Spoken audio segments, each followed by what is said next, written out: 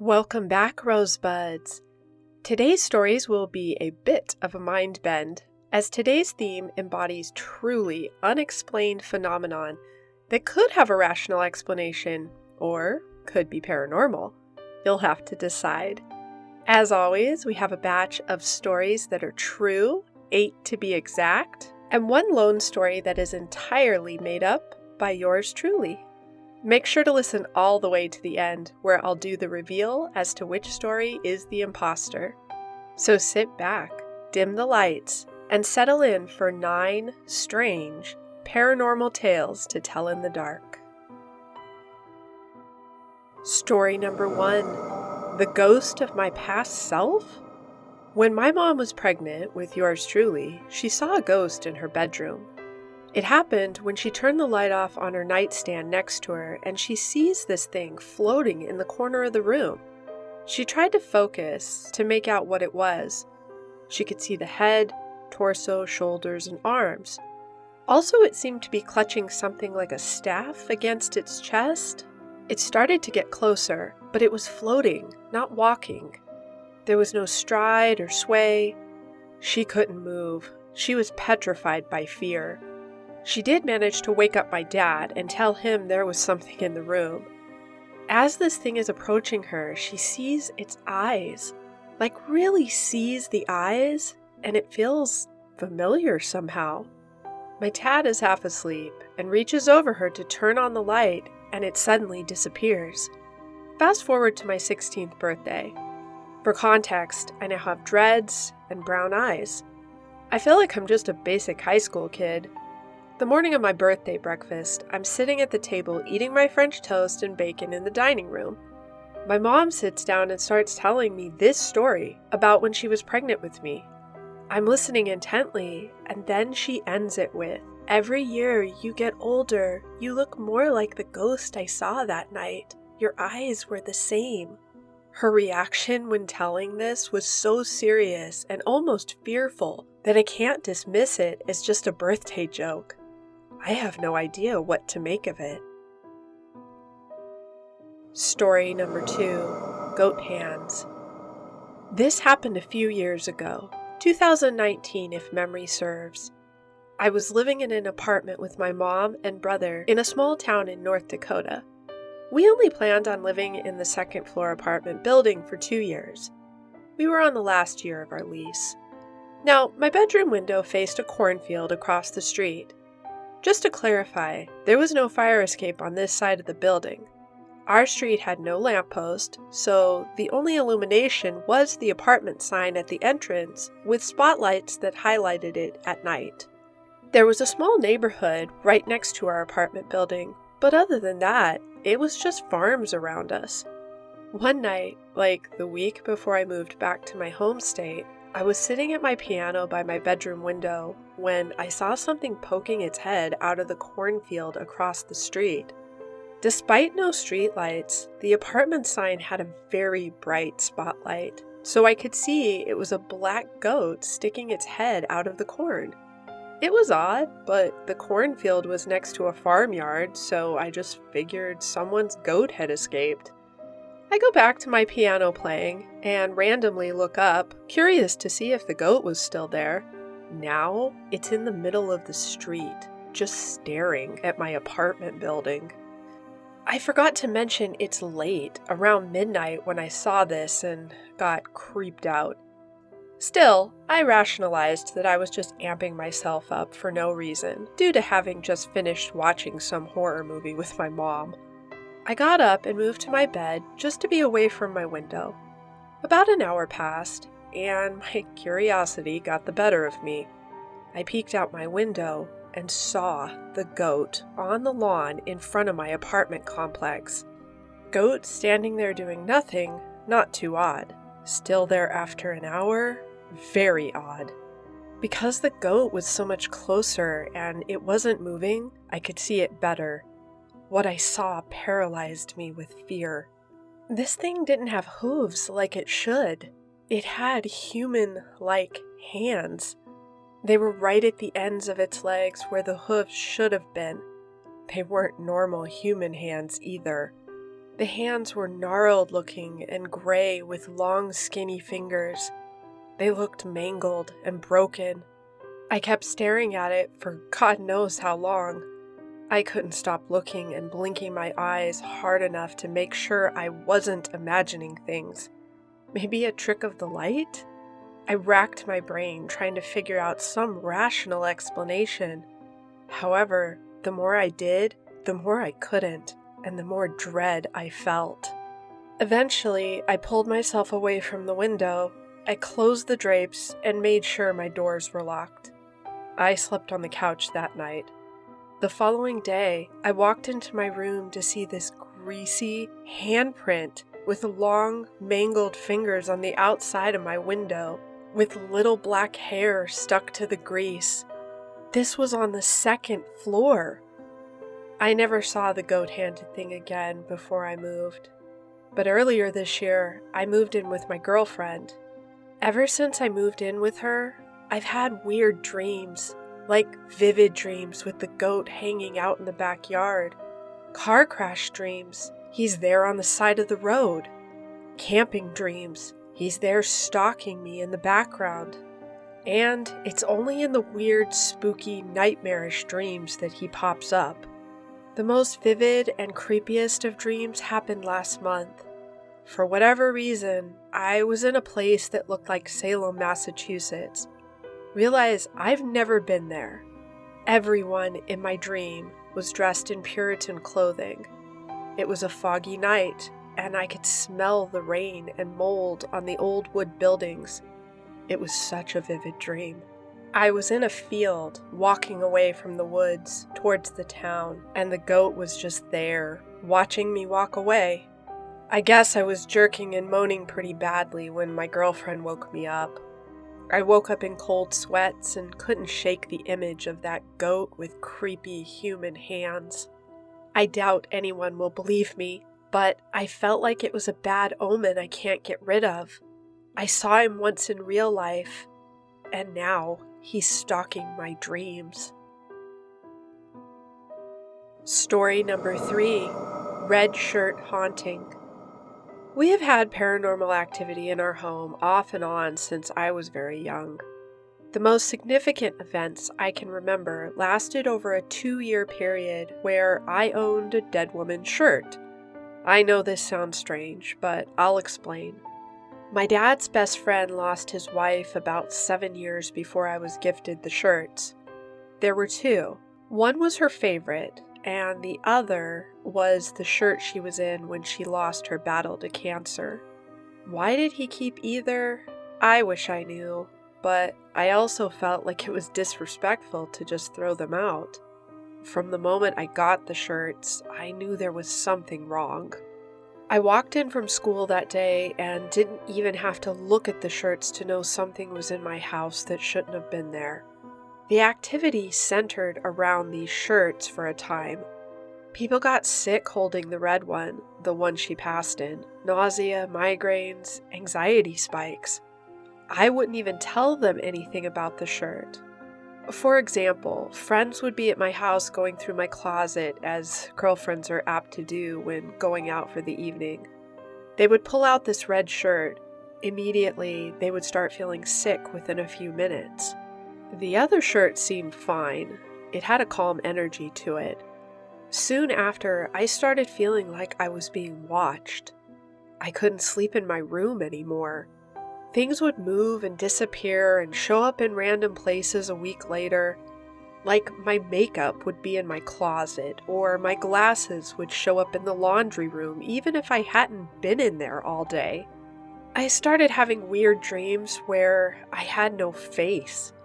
In one dream, something turned all the lights off, and when I woke up in real life, the lights in the room suddenly turned on. I had 3 bouts of sleep paralysis while owning these shirts, and never had a history of it before. I had my hair yanked several times. I started hearing something mimic my parents' footsteps and voices when I was home alone.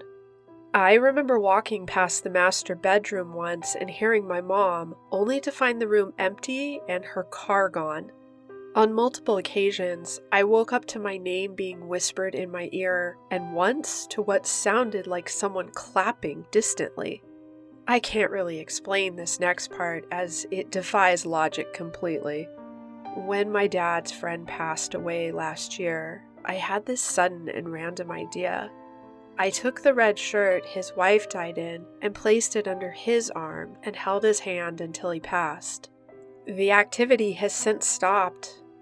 It's sad my dad's friends are gone, but at least they're together now in the afterlife, and she's not causing problems in my house anymore. We now interrupt your broadcast for a brief Black Rose PSA. Did you know that if you don't hit that like button right now, a curse of the perpetually raisin-filled chocolate chip cookie curse will haunt you forevermore? What does this mean? It means that every chocolate chip cookie you try to eat will always be filled with horrible raisins instead of chocolate chips. It's absolutely true. So make sure to protect yourself and smack that thumbs up button for an extra measure of protection. Also, share this video with your best buddy so they can avoid the curse too. Alright, back to our regularly scheduled broadcast. Story number 4. Fates or Fantasies. The most compelling paranormal experience I've ever had was when my older sister had something like random precognitive visions of the future.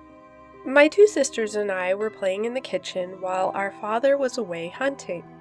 My older sister suddenly screamed, staring in shock at the door to the living room.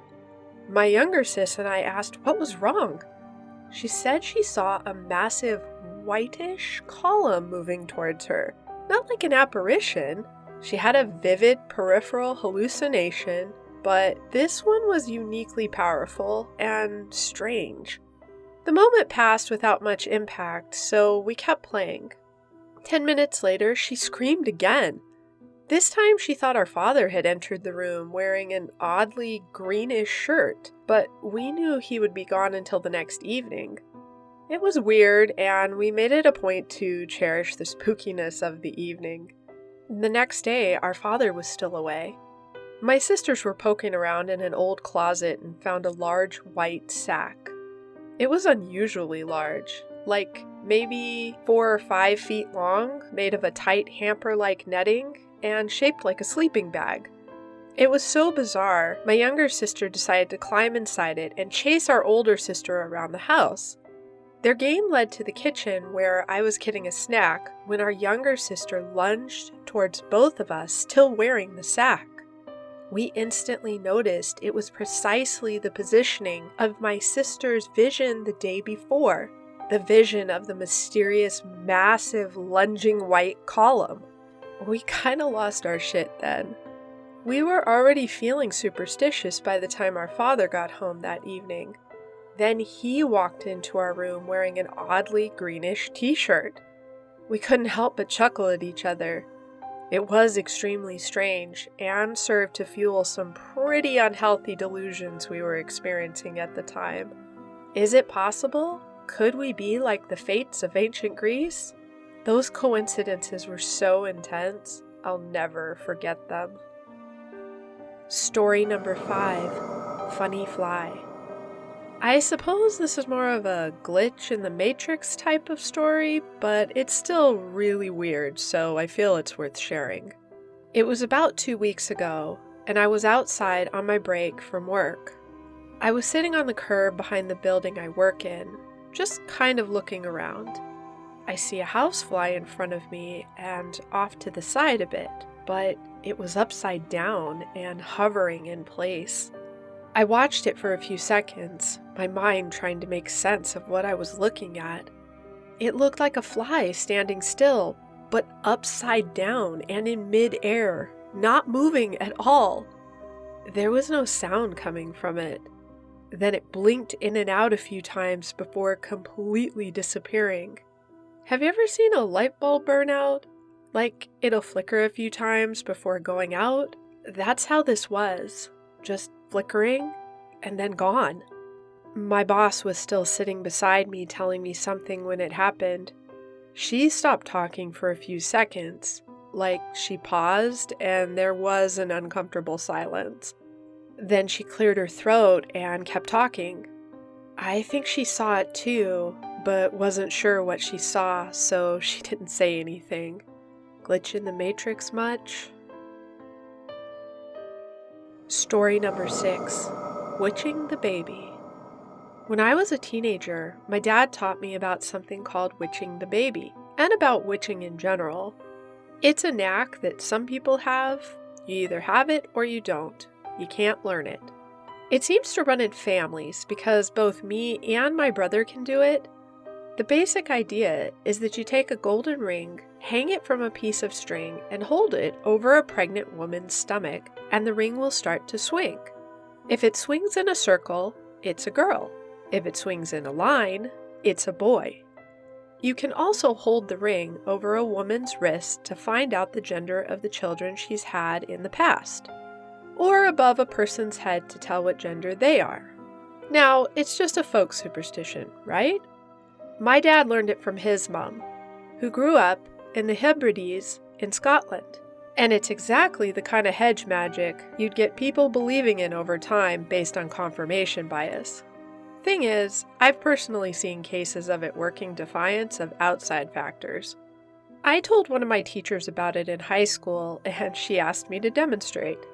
So I did it on her, using the over-the-wrist version. It came out completely accurate.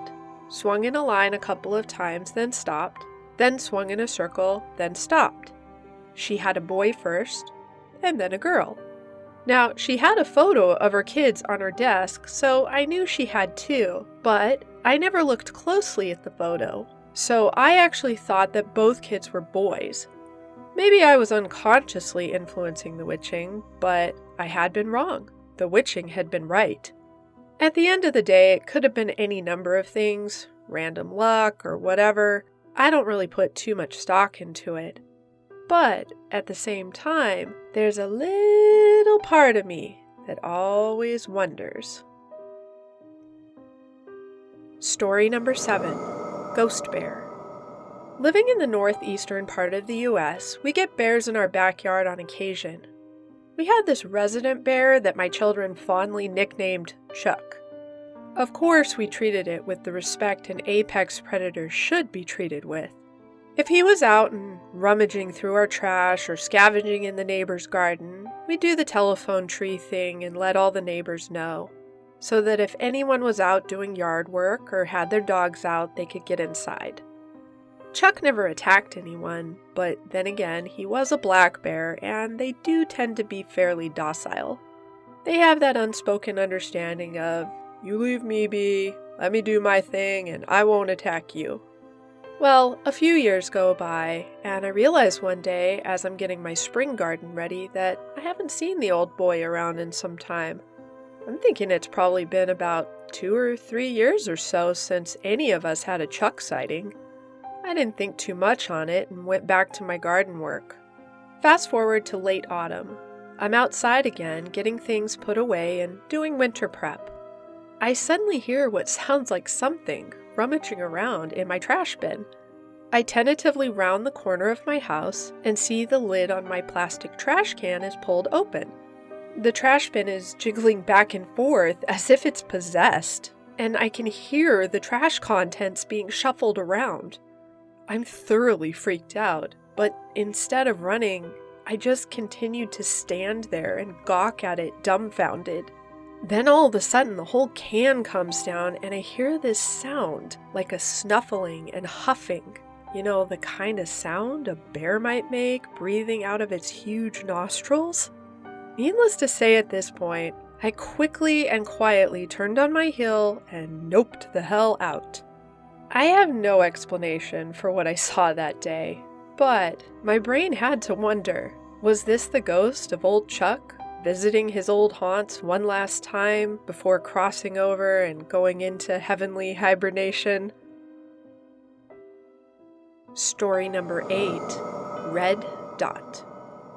Maybe this story isn't that scary, but it was perhaps paranormal, and it left me feeling off for a few days. For context, my wife is in IT and has a little computer workstation in a corner area of our room. Also, we have an altar as she is sort of a light practicing Wiccan. It's nighttime, I was in a dead sleep, and suddenly I wake up. I look at the time and it's about 2 a.m. Now, this isn't abnormal because I'm prone to have bouts of insomnia and I usually wake up between 1 and 3 a.m. I was lying on my back, feeling groggy and half awake. Something catches my eye. I look over at the wall above our altar because I see this red dot, like if someone had been pointing a laser pointer there. I should mention that I am nearsighted and didn't have my glasses on, but anyone who has this issue knows what a laser pointer light would look like even if you didn't have your glasses on. So I know that it would have been maybe a little bigger, but because I'm without my glasses, it's got that little red halo effect around it. So maybe all in all, the dot with the halo was only an inch or 2 in diameter. Because I'm still half asleep, my brain was processing this little red dot and wondering what the source is. Because of the insomnia, we do have blackout curtains. I was first thinking, damn, I didn't shut the curtains all the way. There must be a crack and there's a light from the airport coming through. We do have a small municipal airport close to the back area of our house, and sometimes strange lights can illuminate on that exact wall if the curtains aren't closed. However, I look over at the curtains and they're closed all the way. At this point, I'm starting to be jarred awake by the realization because now I'm wondering, where is that light coming from? Then it occurs to me that it's probably one of my wife's computers. However, I realize as I wake up even more that the trajectory of any of her devices, if they were even on, wouldn't be able to project that far up on the wall, especially with the kind of precision that this red dot had. It wasn't moving, it was just there. I stare at this dot a little longer and it's really starting to create fear in me as I realize there's no viable source for it. It's pitch black in the room, just the way we like it when we sleep. I reach over to put my glasses on and suddenly it's gone. I'm wondering if I had a hallucination, except there's no reason for me to have been hallucinating. Didn't go to bed high or drunk, and once I woke up, I was fully awake. Well, it took me about an hour to get back to sleep. I usually read when I have insomnia. It quiets my racing thoughts. I was having some major racing thoughts on this one. Eventually, I did go back to sleep. In the morning, I didn't think too much on it, passed it off as some kind of somnambulistic dream state. Just one more detail so you aren't confused.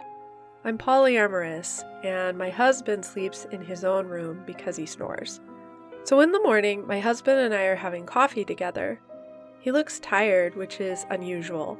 The man sleeps like a rock and doesn't ever have insomnia like I do. He was saying he got woken up by a really bad dream that he couldn't shake. It kept him awake for some time. My blood runs cold and I ask him, "Do you know what time you woke up from that dream?" He thinks for a moment and says, "I think maybe 2 or 3 a.m. I tell him the story of the random red dot incident in my room, and we both got quietly contemplative. Anyway, I've had more paranormal experiences than I care to talk about, but since this one happened recently, I thought I would share. Maybe there was still some rational explanation for the red dot, the irrational fear I felt, and for the coincidence of my husband having a night terror at the same exact time. But after years of experiencing this shit, I've stopped trying to rack my brain for rational explanations and just go with it. There are too many things about this life that we simply may not ever be able to explain. Story number 9, Southwest Night Creatures. This is the only paranormal event I experienced that I can't explain. I've always been very skeptical of these kinds of stories, but I became more open to them after I received my own. So me and my girlfriend at the time drove out in the middle of the desert at night to discuss some relationship issues we were having. It was a dirt road I was familiar with, away from people and not visible from many roads. I turned off the car and the lights. We decided to get in the back seat to talk. I decided the best way for me to communicate was standing halfway out of the back passenger side door. So all doors were closed besides the back passenger side where I was, and the front passenger door was just cracked. We're talking, and all of a sudden, just after a few minutes, it felt like the car got hit with a strong downwind force. The lights turned on at the same time of the impact, and the cracked door swung wide open. Now, my lights are operated by a sliding switch that needs to be placed right in the middle, just right, or they won't switch on. I had left them off so as not to drain the battery. I immediately stood up, expecting to see someone standing there or running away. Instead, I was even more shocked to see nothing there. It was completely dead silent. That kind of silence people talk about before weird things happen to them? That kind of silence. It wasn't a very dark night either. I could still see decently far. I stood there for a minute, not moving, just looking around, trying to make sense of what just happened. Finally, my girlfriend asked to leave, so we drove away. She wasn't as surprised as I was. She's often told me of paranormal experiences she's had. After we drove away, she asked me if I believed her stories now. I'm certainly less of a skeptic, that's for sure. Well, Rosebuds, have you guessed which story was the fake? Leave us a comment right now and tell us which story you think was most unlikely to be true. So here's an interesting tidbit about stories number 7 and 8. Story 8 was true, and the reason I know it's true is because that one was one of my personal stories. I still have no idea what that red dot was, and I've not ever experienced that again. So I just have to shrug it off as I may never know. Story number 7 also had some truth in it, but overall it was the fake. I do live in New England now, and we do have a resident neighborhood black bear that my children have fondly nicknamed Chuck. But as far as we know, old Chuck is still a truckin', and he made his routine dumpster dive rounds just this past autumn, so the remaining details of that story were entirely made up. However, when old Chuck passes, we can all hope that maybe he'll haunt us a bit. Could be fun. All right, Rosebuds, that's a wrap. Thanks for listening. Take care and stay creepy.